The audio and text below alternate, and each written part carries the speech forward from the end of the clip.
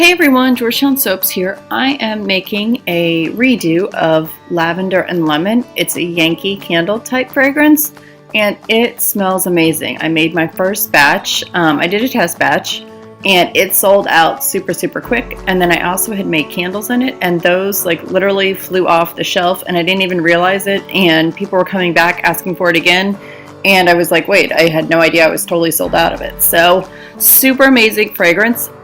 It's not lavender, so if you don't like lavender, you're still going to like this because lavender is not the main fragrance in it. It's lemon and orange with a little bit of eucalyptus, and then there's a little bit of lavender in it as well. So it's got some orange blossom and a couple woodsy tones. So it's not just straight lavender and lemon, it's definitely got some extra kick to it, and it just smells amazing. So I've already, when I brought you guys in for the video, I'd already pre-mixed my oils. I used my blender bottle from BeScented for the titanium dioxide, and then this is the goldenrod mica from BeScented, and then for the purple I'm going to use the magic purple color from BeScented.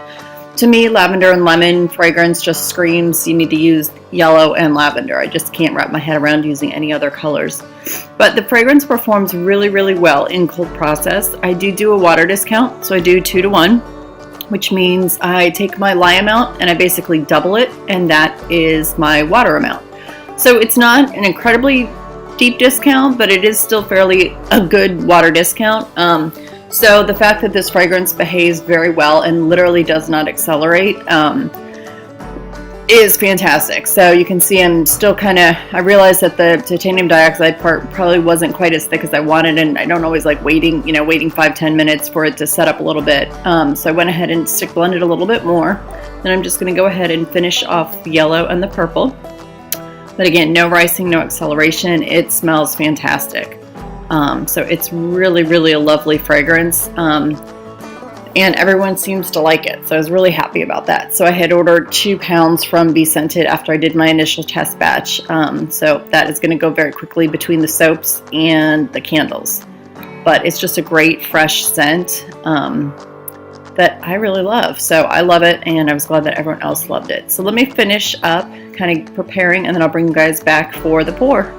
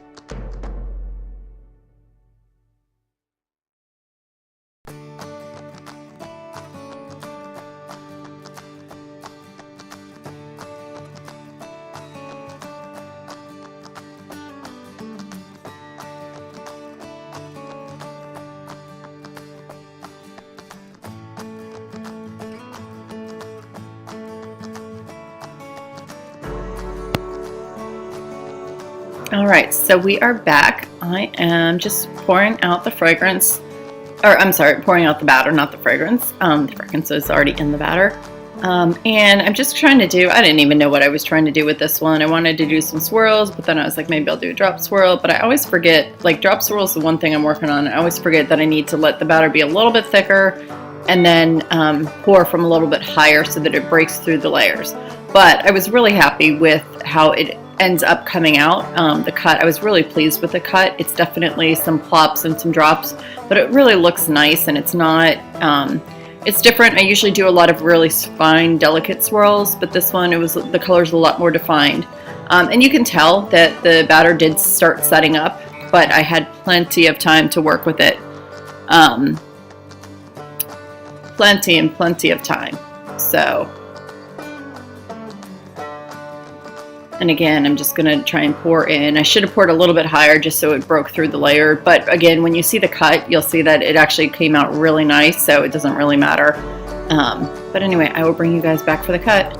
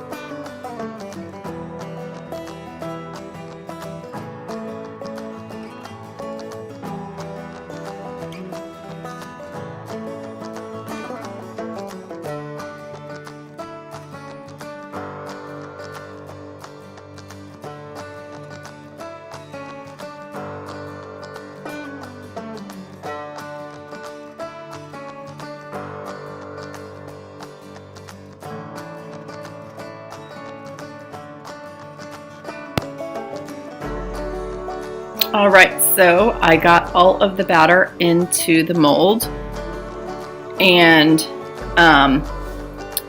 it did thicken up just a little bit, but not too bad. So I'm gonna go ahead and bang it out just to make sure I don't have any air pockets.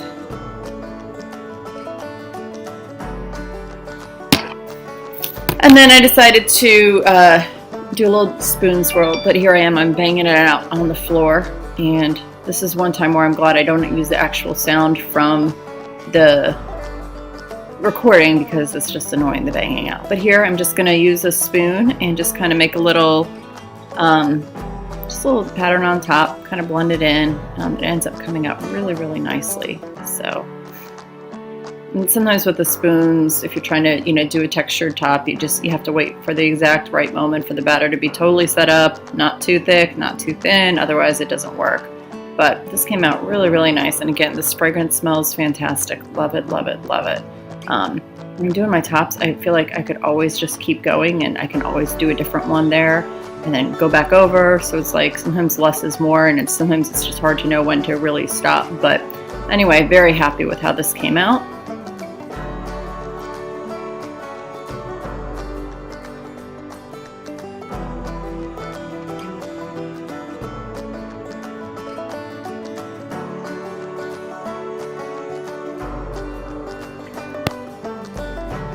And then one thing I want to mention is cleanup is always the worst. And if I'm making 10 batches of soap, I don't need to have 10 different sets of containers and pitchers and all of that to clean up, 3 days later.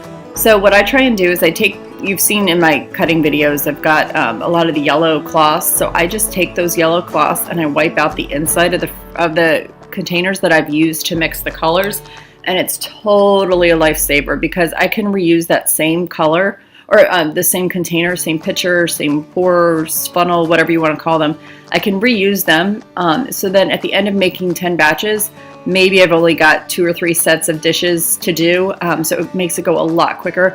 And by washing out all the soap batter, I can go ahead and wash my dishes out right away. I don't feel like I have to wait for anything to saponify. I'm just kind of getting rid of the oil and the little bit of the oil that's still left in the container from the fragrance, and then just the soap batter. So for me, it's a huge time saver to kind of clean up as I go versus having a huge pile of dishes waiting for me at the end. And then also, I don't need to have a ton of extra supplies on hand I don't need to have 30 containers to mix everything in. So here we are after the cut. I had put the soap in the oven for about 24 hours. I didn't turn the oven on, but you can see it's kind of like a modified drop swirl. Definitely did break through the layers. Super happy with how this design came out. I just feel like it's lavender and lemon, and it just really represents the fragrance, and it smells really good at the cut.